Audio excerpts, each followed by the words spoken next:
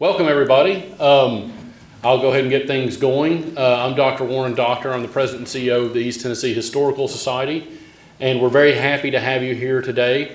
This is our inaugural first brown bag of 2024, so this is a very special occasion. We have a very special speaker. Before we get started, I would just like to say that we have some more events coming up on March 5th. We're doing a genealogical workshop on finding your sort of genetic genealogy, and we're doing another genealogy workshop on the 16th of March here at the East Tennessee History Center. And then we also have another brown bag lecture on the 27th by PhD candidate Casey Price, who will be working on allies, intrigues, and the indomitable women, 18th century Cherokee, the Anglo-Cherokee War. And so we would like to encourage everyone to come and for everyone to join the ETHS, which is the East Tennessee Historical Society, in case you're not a member. And now, without further ado, a little bit about our speaker today. I first got to know him personally when we were doing our exhibit on the 1982 World's Fair, and he was a tremendous help and came and he spoke. He's been many things. In fact, he wrote a book on all the things he was. His previous book, which is called Forever Young. He's been a newspaper editor. He was a vice president of the University of Tennessee. I think the youngest ever vice president. Isn't that right, Bo? And he was a chief of staff for the Tennessee Governor Buford Ellington. And he is currently running a consultancy company, which is headquartered in Nashville, called Robert Strategy. And he has been a huge presence, I think, not just in Tennessee, but in Knoxville. And he has done a whole lot for this city, particularly with the 1982 World's Fair and more. So without further ado, I'm going to turn over to Bo Roberts talking about his new book, Flaming Moderate. Thank you very much, Bo.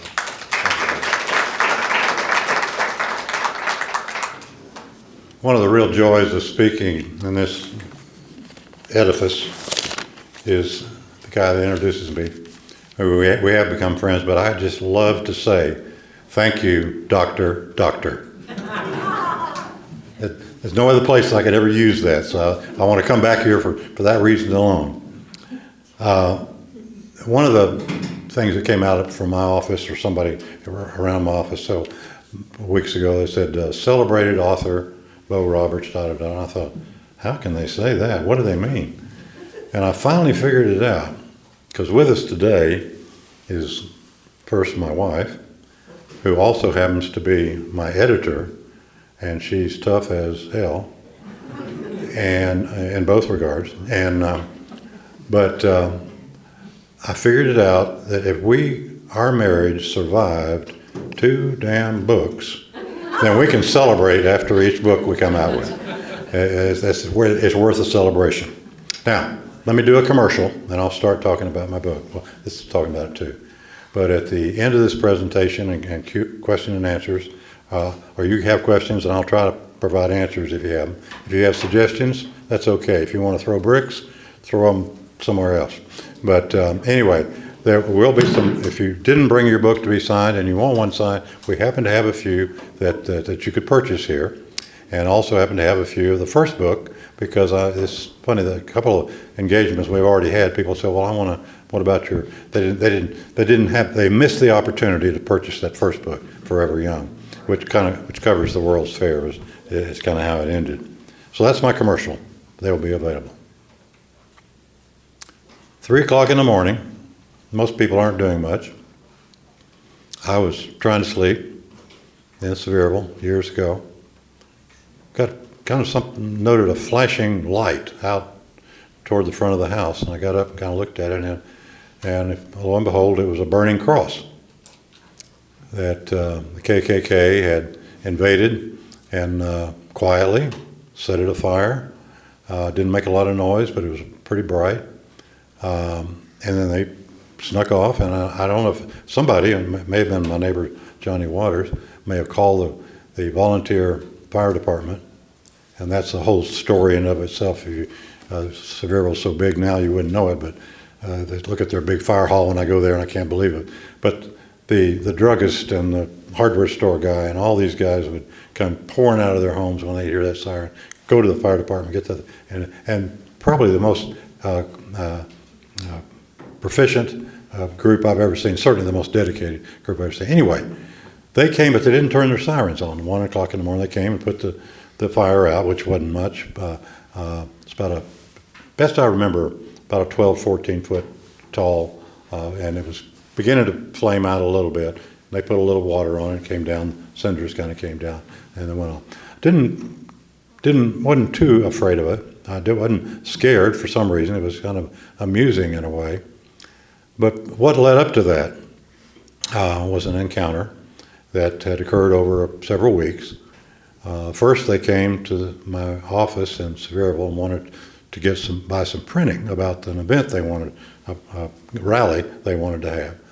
And I don't know if the Supreme Court would have approved it or not, but I said no. I wouldn't do their printing. They'd have to go somewhere else. And I decided at that point, it was the worst decision, one of them among the worst decisions I ever made, to just say, I'm going to forget about it. I'm going to ignore what they're doing. And they had a little out-town Walnut Creek, I think it was, Johnny B. I think you call it when you came into town on the left, coming in from Knoxville. And they had a little rally out there I heard about. Not much going on. And I didn't mention anything in the newspaper about it. I was editor of the paper at the time.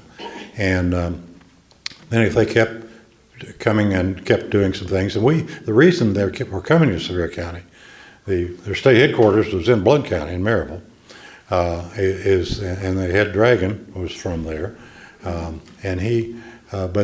Sevier County had decided to integrate our schools, which we had supported in the newspaper. Integration in Sevier County was a pretty small move. There was basically one sort of extended family out near Kodak that lived in Sevier County. It was less than 1%, and decided it made sense to integrate. Not just because it was so small, but also it made good sense and it was the right thing to do. But that brought the Ku Klux Klan out. That Saturday of the cross burning in my yard, during the day, they paraded throughout the town, handing out pamphlets that somebody had printed to bring people to this rally in the courthouse yard by the Klan. They'd built a large stage up there, and had the Grand Dragon up there. They all had this really ornate costumes on. They didn't cover their face; that was against the law. But you could see their faces if you wanted to. Not many people want to. But anyway, he started speaking, and my friend and neighbor, Johnny Waters, whose name you'll hear several times, I was going there to kind of cover it for the newspaper, and he was going there as a friend and a bodyguard. I don't know what he just, Johnny and I were just as close as friends. And he drove, and we went down. And driving was about probably less than a mile to the courthouse, wouldn't you say, Johnny B? And so it wasn't a long drive. And he parked by his law offices downtown. And during this guy's speaking, he started attacking me, using my name, attacking me personally from there. And I was kind of amused at that. And then he said the worst thing you could ever say about a newspaper person. He said, he doesn't know what's going on. And I'm not a vociferous person in public and not one to make a scene. But I just yelled out, do you? And everything just kind of stopped, got immediately quiet. All of a sudden, these oafs that were dressed as military policemen, had walked up and down the streets handing out these pamphlets. They were kind of like a military police for the Ku Klux Klan. All of a sudden, about three of them came up, one of them said, hold it down, buddy. And again, I'm not a reactionary person in that time, but that just flew all over me. I said, how in H with you can be in my courthouse yard telling me to do anything? And we started yelling back and forth. And I never will forget this one little guy.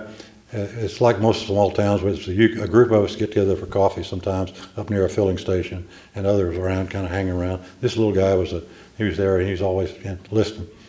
And he's about half my size, and he said, these guys were twice my size. He said, Bo, you get that, and I'll get these two over here.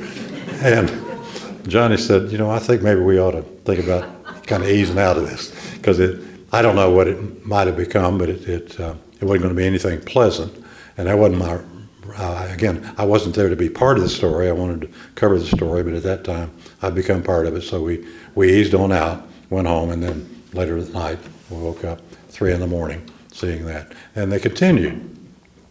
The Ku Klux Klan, they'd call my then wife, and say, when is he coming home tonight? Or who's he out with? What's this going on?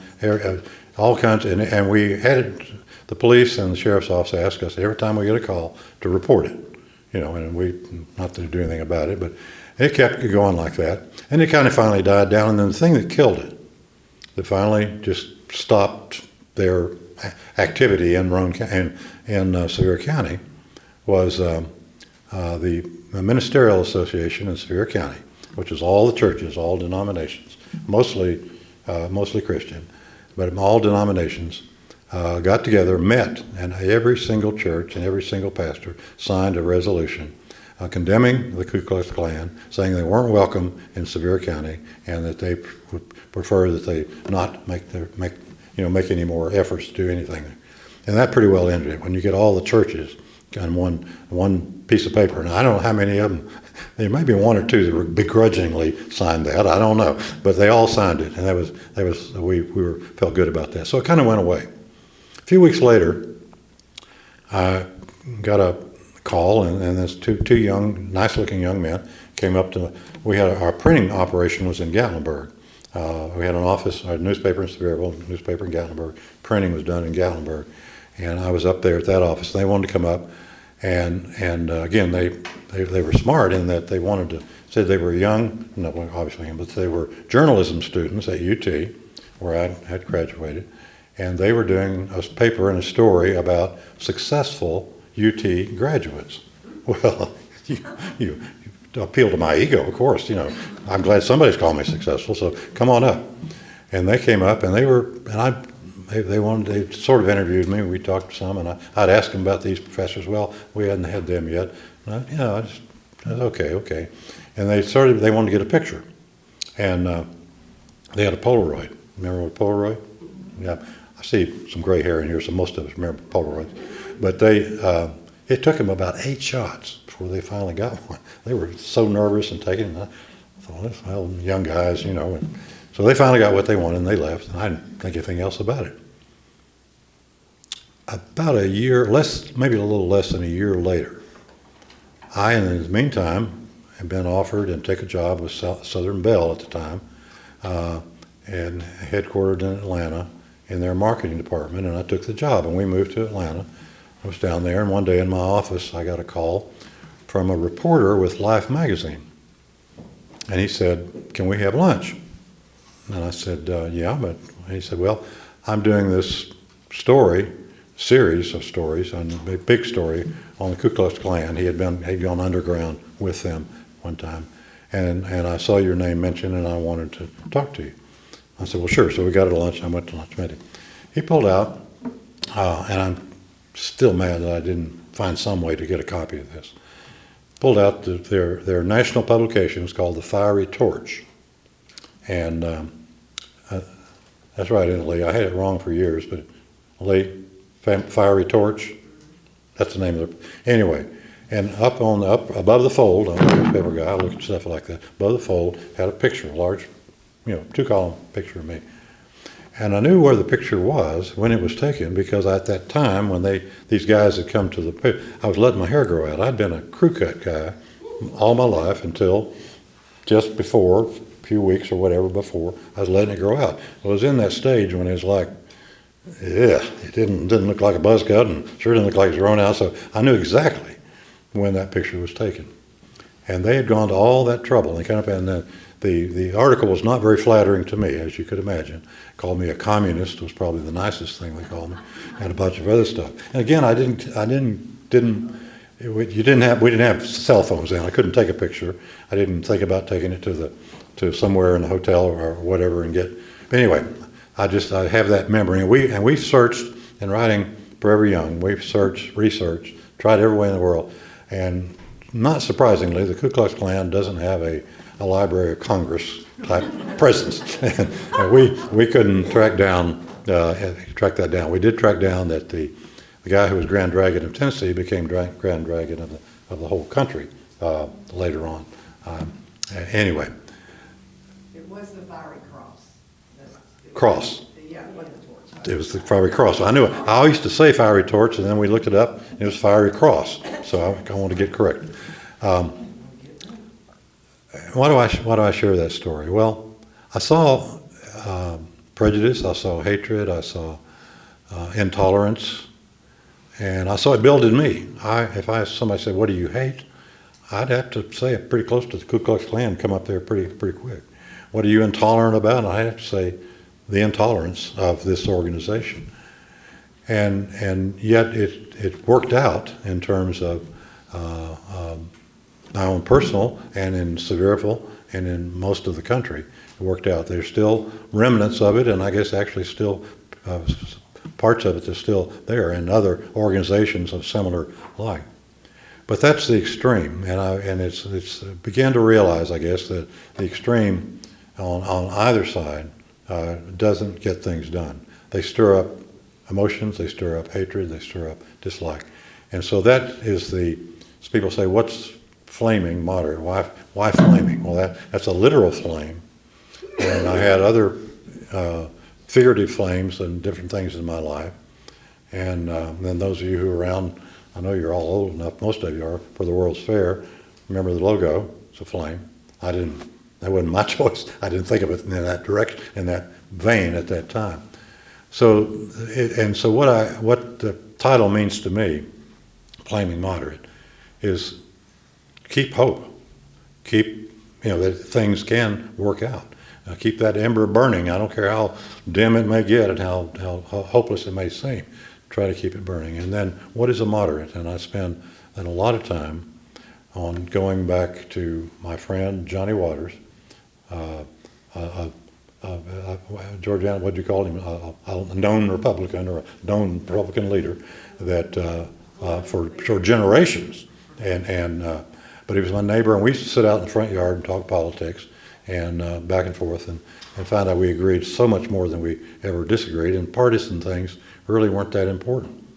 And through him, because Johnny was the roommate and classmate of Howard Baker, in law school, maybe an undergraduate as well. And through him, I got to know Howard Baker. That's before he ran for office, and what a prince of guy and a history. And I won't go into it all now because most of you probably know it better than I. But he is what is a moderate? I used him as, this would be my definition. His life, his political life, and what he did of bringing people together. And his saying was, as you know, remember that listen to the other side because occasionally they may be right. And the whole Baker School now at the University of Tennessee, which I'm so proud of and so proud that they're in the direction they're taking in civility and in political leaning and knowledge, is that and they have a podcast among two governors, one a Democrat, Governor Bredesen, and Bill Haslam, a Republican, called "You May Be Right." And it's very interesting. If you hadn't had a chance, look into that. And it's two guys that I mention quite often in my book, because the book itself contains over 3 different decades, from the 2000s, the teens and the 20s so far, columns that I've done over the years. And some of them are, most of them are directly political, some of them are indirectly, are issues that became political, such as major investments and so forth. But Bredesen and Haslam are mentioned in several different columns in several different ways, but most all of them very, very, very positive of people who, one is a Democrat and one is a Republican. I suspect that they're kind of like Johnny and I sitting in the backyard. There's not much difference between the two. And they enjoy talking about and looking for solutions as opposed to positions, looking for results as opposed to activity, looking for results as opposed to just activity.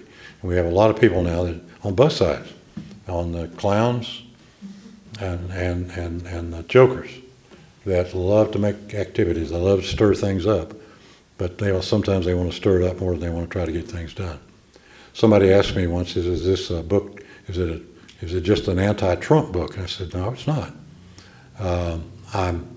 I end up not being very favorable to our former president, which probably wouldn't surprise, well, I know it wouldn't surprise anybody that knows me, but wouldn't surprise most of my friends, because they had the same, a lot of my friends had the same views. But some of the early columns I did, well, like one the day after he was elected, saying the last straw was, I thought, frankly, during that race, when the locker room talks came out, you remember that? I thought, well, that's the last straw. He'll never survive that. Well, he did. And then I said, where is that last straw? When does the last straw get on there that takes that camel's back of democracy and breaks it? And he's still searching for it. It's still piling on up there. When he did started the relationship with the North Korean premier, and I thought, well, that guy's crazy, but who knows? That might be good, because I went back, because he's getting attention. I went back to a World's Fair experience and thinking of when we started working to try to get China as our main tenant at the World's Fair. Some of you may remember. Soviet Union they withdrew because we had withdrawn from the Olympics, and we had withdrawn from the Olympics in Moscow in 1980 because they invaded a country that we never heard of, Afghanistan. Where in the world's that? Kind of heard some sense, but they invaded Afghanistan. We pulled out of the Olympics. They pulled out of the World's Fair. They were our largest. They were our anchor tenant. They were our Macy's in a development sense, in a shopping center. And so we turned focus on China, who had never, in their mind, the country had never been to a World's Fair or anything like it. And we started working on it. But when I went over there the first time and started going around, they would take me around and say, this is the restaurant that Kissinger gave this toast. This is the area that President Nixon did these things. It was the fact that the U.S. had recognized them. I know Nixon didn't do a lot of things. He got run out of office, but he did a lot of good things, and that was one of them. And only he could have done it. A Democrat tried to do that. They just said, that's communist, get him out of here. But Nixon, the hard Republican, hardliner, going to communist China and recognizing them and getting them to be a part of the world. No other president could have done that. No other, not person, but no other president that wasn't in that position, in my mind, in my opinion, and I may be wrong. But anyway, that's that recognition. So I thought, well, maybe North Korea, they have somebody that recognizes them. Maybe that will turn into something good. Maybe that, who knows? It didn't. But it might have, and so I was very positive on that, and end up not so positive in some other things related to our former president. One of the probably third or fourth from last, I don't know, I can remember exactly right now, the columns I did related to the World's Fair, some things going on in our legislature and back and forth and different things, and the title basically was When Bipartisanship Mattered. And I use the World's Fair as an example. This I'll be closing with this, and one of the little thing. But I call it hyper bipartisanship. It was needed. It wasn't nice that we had Howard Baker and Jim Sasser. It wasn't nice that we had Republican president, a Democratic president, and then a Republican president to deal with nationally. We had a Democratic governor and a Republican governor who defeated our chairman of the board, who took a leave of absence to run. Jake Butcher was beaten by Lamar Alexander, premier, thank goodness. And we survived that. So I don't know, maybe not remember this one. Jake Butcher was president of the largest bank in East Tennessee, which is important that they be for us. And the vice chairman of our board was Jim Haslam, who was on the board of the second largest bank in East Tennessee. Obviously a huge Democrat fundraiser, and Jim Haslam nationally is one of the largest Republican fundraisers and influencers, whatever you want to call it. Anybody knows Jim Aston, no, great guy. And so Jake took a leave of absence. Jim stepped up to be chairman of our board. As we went through that, we stayed out. We had too much to do anyway. Stayed out of the election. End up, Jake lost and got the nomination, but lost. And it's very important if you put something like this together. You got to have your local government, and which we went through 2 mayors. You got to have your state government, went through 2 governors, and you got to have the national government, went through three presidents: Ford, Carter, and Reagan. And if you had any of those say it's not going to happen, it wouldn't have happened. If you'd said either of our senators had said, I'm against that. If Howard Baker said, tell Reagan, hey, forget that thing, let it happen. It wouldn't have happened. It wasn't. And when going after China, we were using every chit we had anywhere we could get it, Republican, Democrat, business, whatever, going and putting it together, trying to do anything we could and everything we could in a very short time to get that nation, and we were successful at it. But the whole thing throughout was, I call it hyper bipartisanship. It wasn't Republican and Democrat. He said, are we going to do this or not? Now, some people think, well, maybe you shouldn't do it. I remember one interview I had with an NBC reporter right before the fair opened. She came up and said, she said, well, our World's Fair is necessary. And I said, no, absolutely not. They're not necessary. And what do you mean? He said, well, if they're not necessary. A great symphony is not necessary. An opera is not necessary. A football game is not necessary. But thank God for unnecessary things of life. And so that's, that was we put together something that wasn't necessary, but I think had an impact. And when I saw the thousands of people coming through every day, to more than 11 million total, and saw that on their faces, the joy of what they were seeing and experiencing. I remember telling the conductor of the Knoxville Symphony, they appeared just about every day at the Tennessee Amphitheater. If you remember where that was, still there, by the way, still in use. And he complained one day about the ambient noise, outside it wasn't, people walking and talking and other things going on and other noise. And I remember telling him, I said, I don't know, I understand it's not, so control, but there are thousands of people, those people walking by, they may hear a note or two of your symphony, and that may be the only note or two of symphony they've ever heard and ever will hear in their life. So thank God that you have the opportunity to share that with people who didn't look to come there. I didn't come to the World's Fair to hear a symphony orchestra, but maybe they heard a few beats. Maybe they saw something in one of the pavilions that they didn't know about. So anyway, it took a bipartisan effort. And that would be my theme. And one of the things I end with, and Georgiana, thank you for mentioning it, but on the cover of the book, it's a picture of the flag, and in the white stripes, it has what I have slightly edited, a pledge that we had made in 1776, that I'm asking that we come together to re-pledge for 2026, which will be the 250th anniversary of our founding of our nation. We hold these truths to be self-evident, that all people, and it originally says all men, all people are created equal, and we are endowed by our creators, rather than creator, with certain unalienable rights, that among these are life, liberty, and the pursuit of happiness.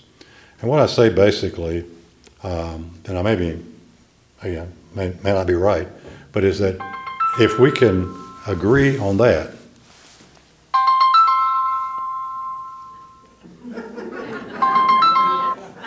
I have this thing turned off. I got witnesses that I turned it off for. If we can agree on that little pledge that if we can't agree on that, then we're probably having trouble communicating. But if we can agree on that, that at least is a start toward getting together and looking for not jokers, not clowns, or clowns, not jokers, and that we can come together and have some results. Thank you for listening. Now, I'll take your questions, observations, brickbats, whatever you got. Thank you.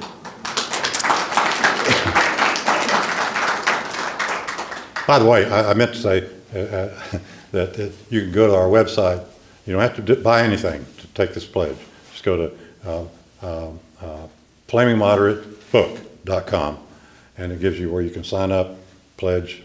You can sign your family up. No cost. This is not a gimmick. It's a way for us to start express ourselves. So that's there for you. All right. Now, any questions, comments? How did you get involved in the World's Fair? I used to say they let me out of an insane asylum, and they captured me. I was in the process of going back to the University of Tennessee. I'd been with them for a while and doing some business, and we were talking, and the early days of the World's Fair with the mayor's office, TVA, UT, the Chamber of Commerce, and all these different entities were working together with the Department of Commerce to try to put this together and make it happen. And finally, the U.S. Department of Commerce said, time out. We need a point. We need one entity to go to, whether it's the mayor's office, whoever.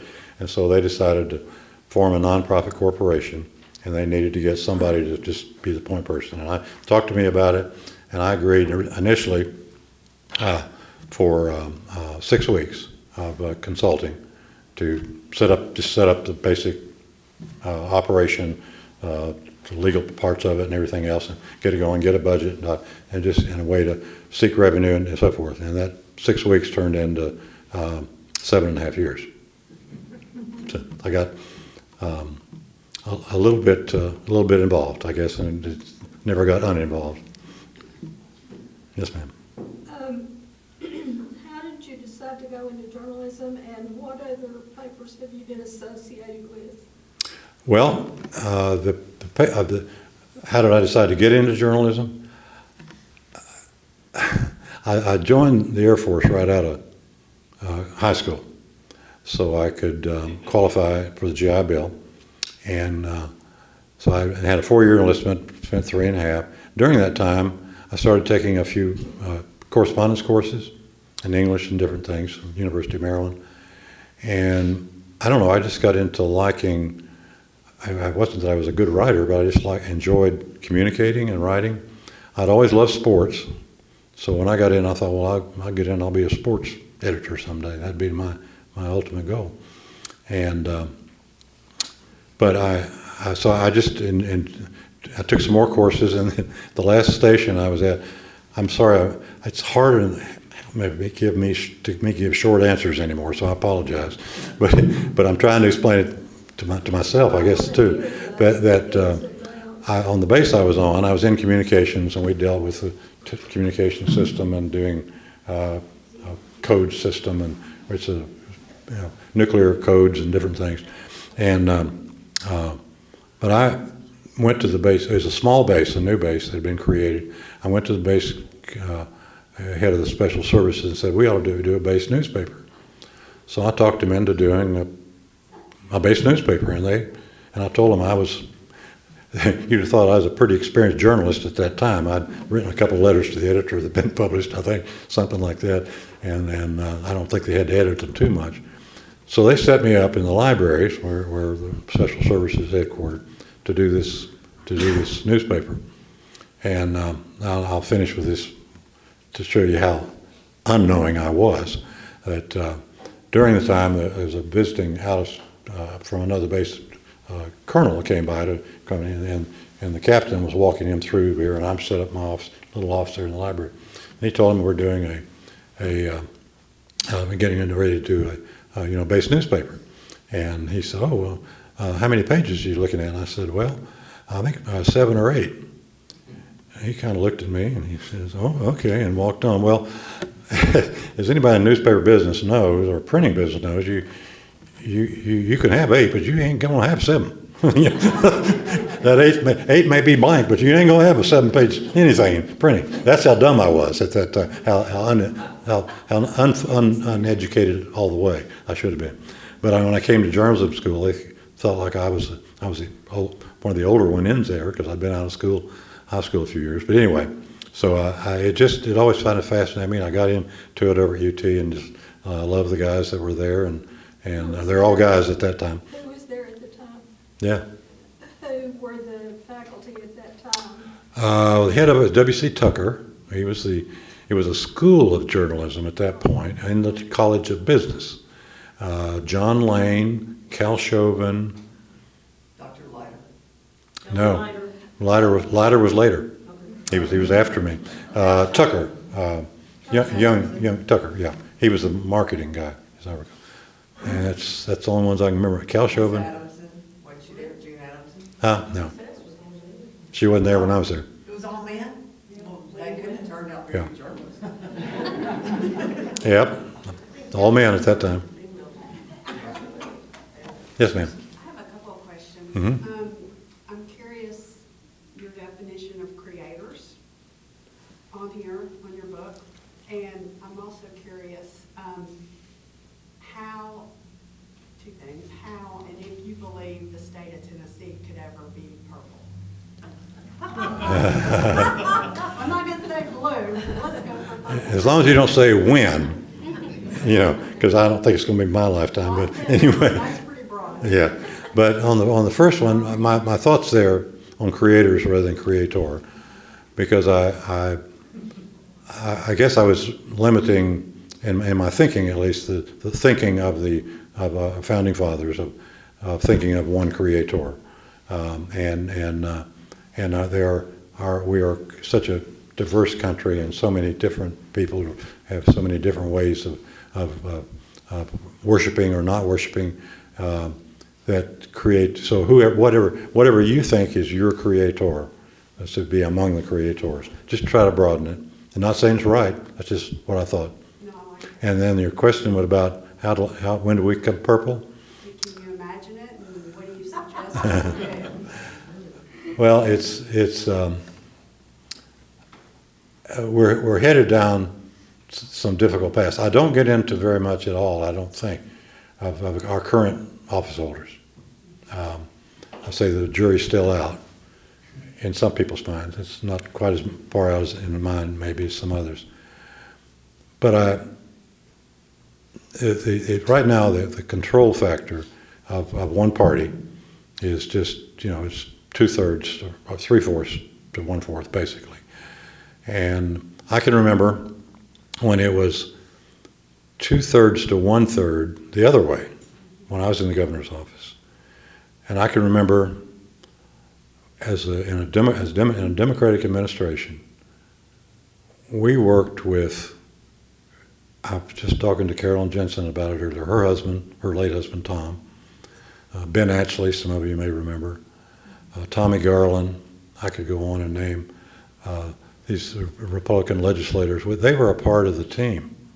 We worked together as to what we're going to do, and we'd meet every morning with the leaders of both parties, and then something come up and say, well, that's partisan. Okay, well, you do what you got to do, and we'll do what we got to do, but let's get back together and talk about what we're going to do, and so the respect and involvement. I mean, we weren't just doing it to be nice.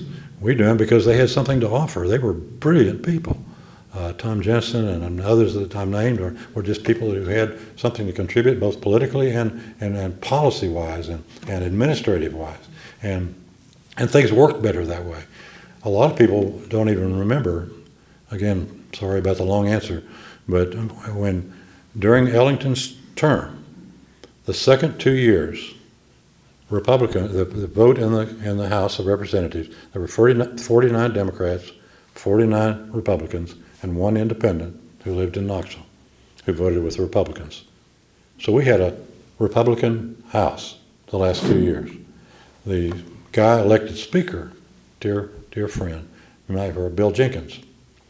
Bill Jenkins was Speaker of the House from Sneedville, Rogersville, actually, and later Congressman, later judge, or maybe judge and then congressman, I'm not sure, but he's been a lot of things. And because I asked one time, I was introduced him, I said, "What? How do I introduce you? How do I refer to you?"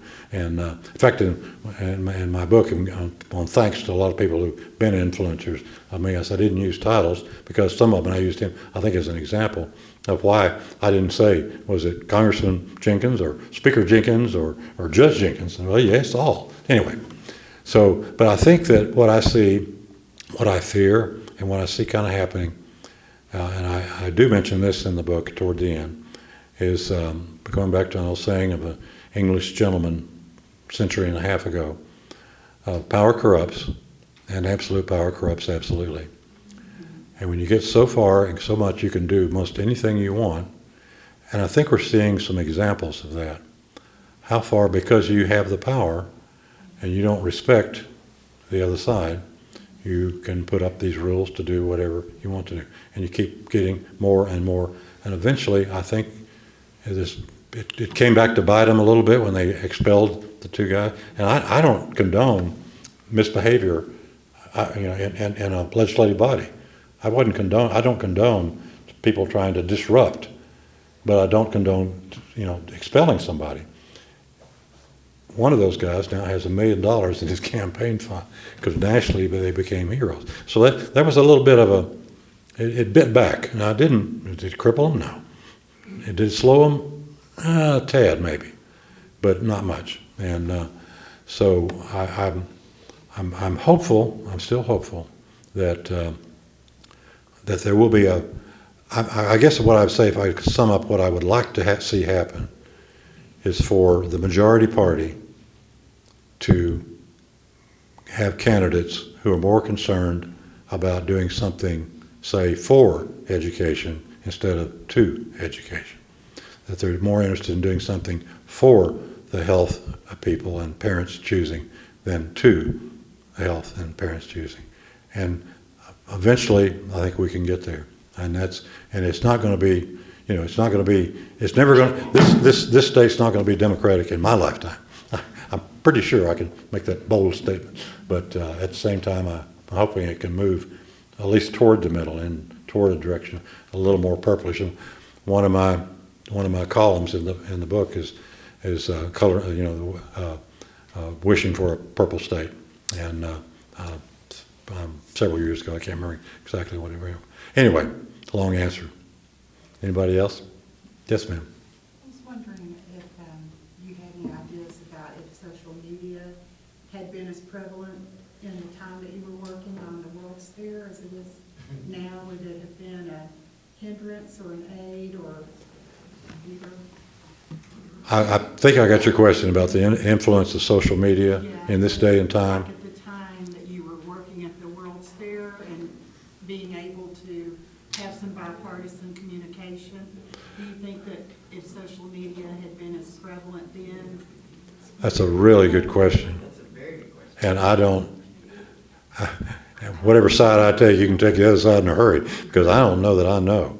But I know that it's, I have a gentleman, young person that I have employ part-time, and basically it's to help me through the IT, help me take things and convert it into Facebook and LinkedIn and social media, and to interpret social media, try to keep up with it. And I can, I can do emails, I can answer emails, I can do several things. But we kid it with my friend. I said, I can almost do it now, but the day I can learn to cut and paste, I'll know that I've gone to a new plateau. So that tells you about where I am on that. But I'm still trying. I can almost do it. I think but I'm always afraid if I cut, will I ever get it back again? So anyway, but social media it's changed the face of communication, the world of communication in the world. More rapidly than I think anybody could have thought. I'm reading a book right now on the history of the New York Times, and it's right at the period when the old guard is having to say, what are these new people doing with this online stuff? And we're not, that's not the times. You have to be, older and 50 years experience to be, anyway, it's watching them go through it as I guess a lot of us. So I don't know what the answer is. One of the things that scares me though, I have a young lady that one of my clients that I work with, who's probably in her, she may be 27. That's about as old as she could be, maybe 26. Brilliant young lady who knows the algorithms and she purchases advertising for a couple of my clients, and she just kind of grew into this and to that. But she can, and in advertising, it doesn't mean in the New Sentinel or on WATE or it's on Amazon, on social media, on you know that's where the influencers seem to say they're going now. But she understands all that, and she knows that you can do the algorithms here, and if you're looking for this kind of audience, you do this. And she told me, this was about 5 or 6 months ago, we were having lunch, that she is concerned because she didn't know enough about AI, artificial intelligence. And when she says that, I mean, she's three plateaus above me, and she's concerned about AI. I surrender. I'm going to have to depend on her or others to control. I think it looks like an asset, but if properly controlled. And I think social media is a tremendous communicator, but it's when it's used for the right things. And I don't know the answer, but I do know, I think it makes it more difficult for people to come together and people to communicate, because there are those that will come out against, a politician can say something, well, I think I'm going to, I've given examples in some of my columns where a politician says, I'm going to work with the other side to see if we can't, because I know something about this, and he immediately gets attacked from, in this case, the far right, saying you can't work with the other side. And the same thing on the other side. But I mean, it's not.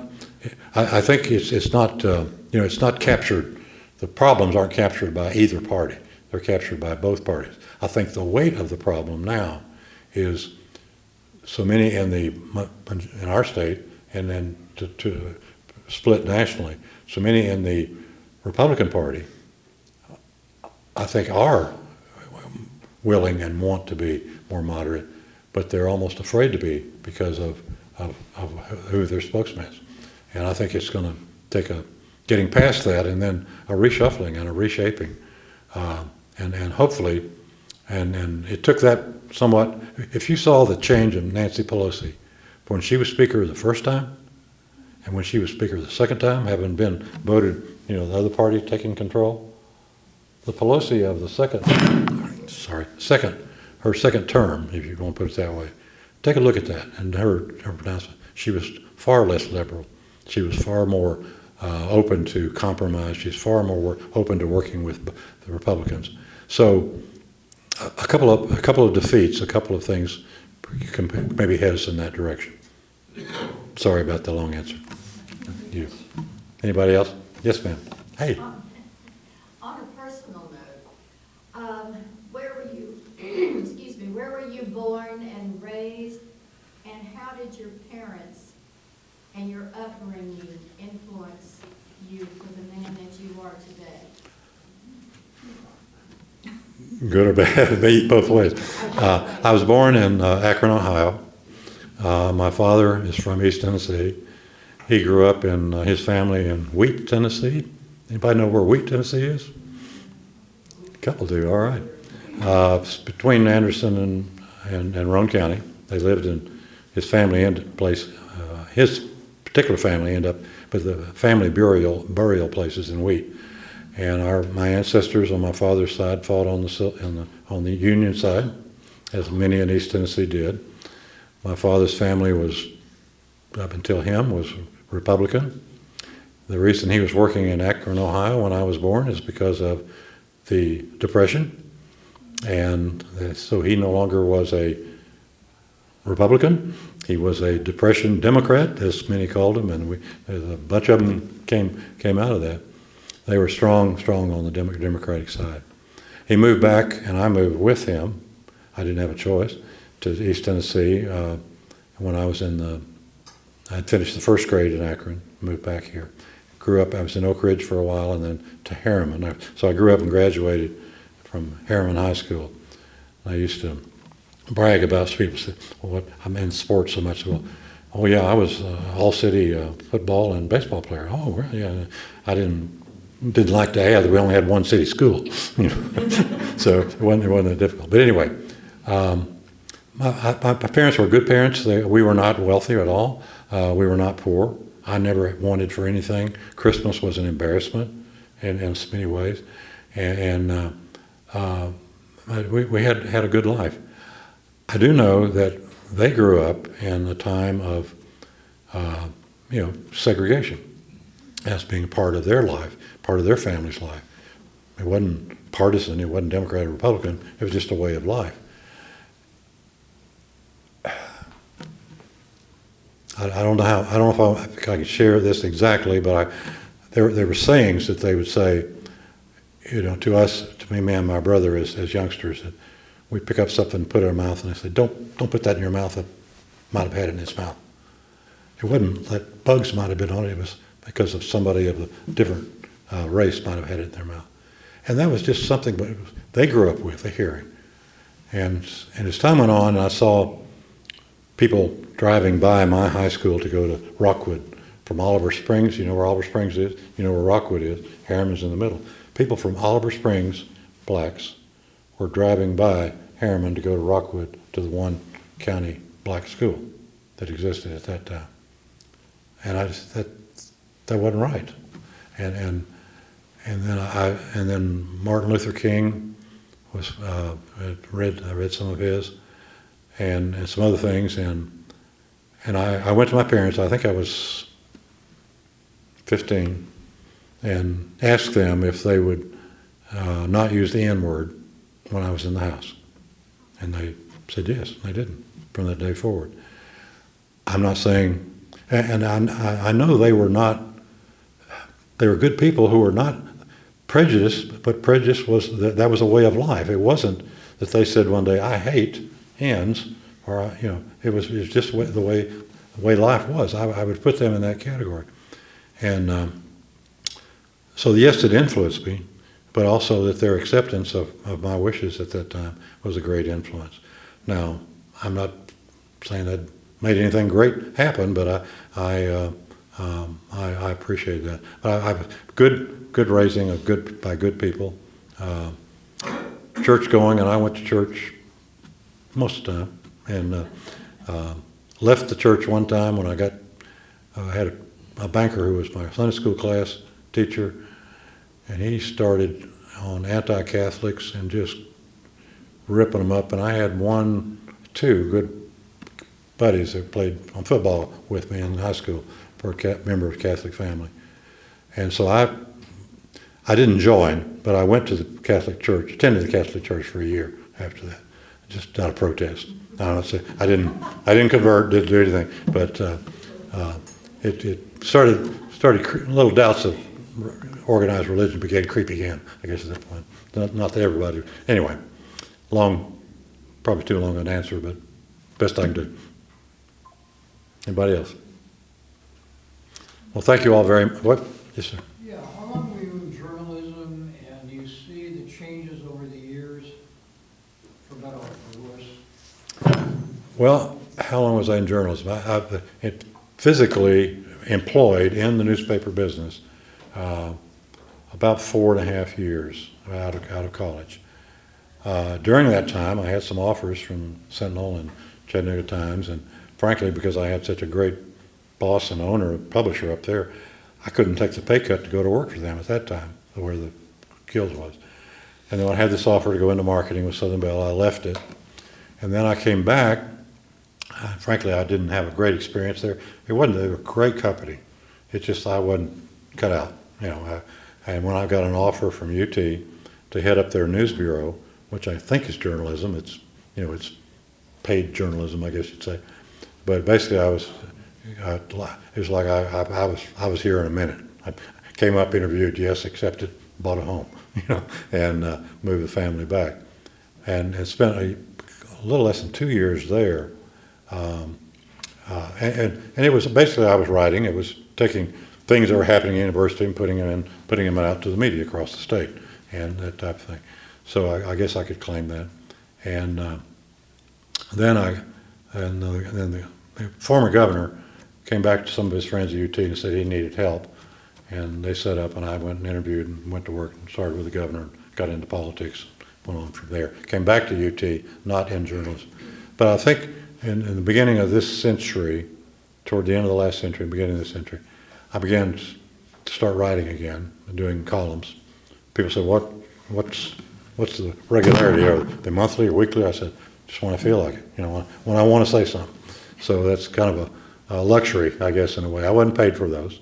I wasn't paid journalism, but it was a lot of fun to get those out. Anything else? All right, thank you all very much. Appreciate it. Store's right over here.